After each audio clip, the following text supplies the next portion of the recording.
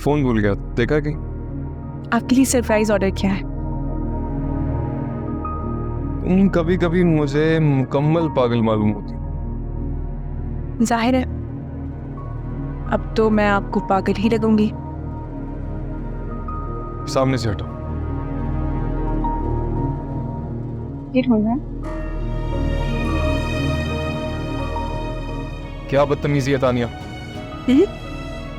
बदतमीजी तो अब शुरू होगी। अरे हाय, कोई दरवाजे पे है, लेकर है ना अंदर।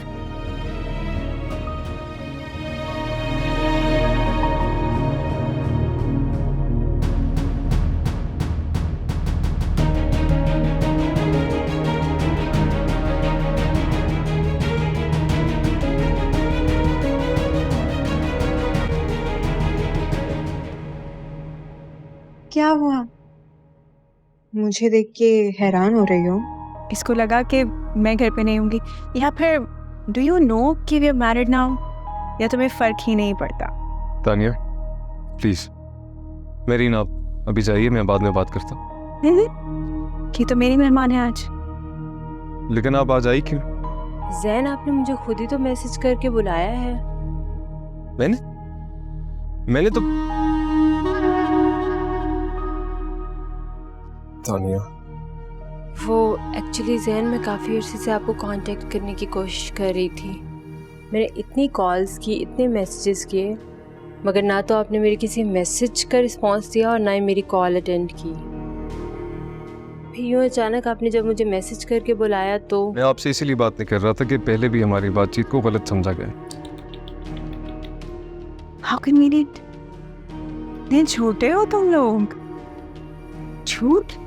ये क्या कह रही है जैन? तानिया प्लीज मेरी, आप जाइए, मैं करता हूँ, बाद में बात करता हूँ। अरे नहीं, मेहरीन क्यों जाएगी यहाँ से? इसको यही रहने देते हैं और मैं चली जाती हूँ यहाँ से, है ना? और वैसे भी तुम दोनों तो यही चाहते थे, है ना? Excuse me? Excuse me? इतनी हैरान क्यों हो रहे हो?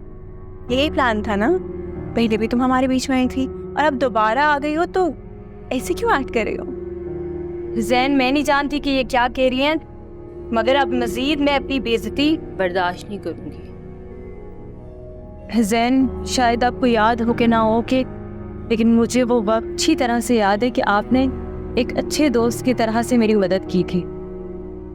उस वक्त अगर आप मेरी मदद ना करते ना, तो ना तो मैं अपने वालिद का इलाज करवा पाती और ना ही अपनी पढ़ाई मुकम्मल कर पाती। उस वक्त मैं अपनी ज़िंदगी से उम्मीद छोड़ चुकी थी, लेकिन आपने ना सिर्फ फाइनेंशियली बल्कि इमोशनली भी हर तरह से मेरा साथ दिया। ये कुछ पैसे हैं जो मैं हर महीने अपने तनख्वाह से जमा कर रही थी, और आज फाइनली इतने पैसे जमा हो गए हैं कि मैं आपको वापस करके आप पे ये एहसान उतार सकूं। प्लीज़ ये रख लीजिए।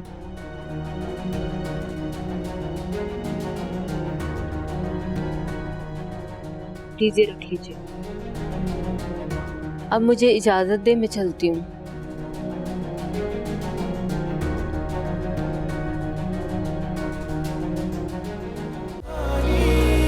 अपनी जुबानी हर चेहरा है।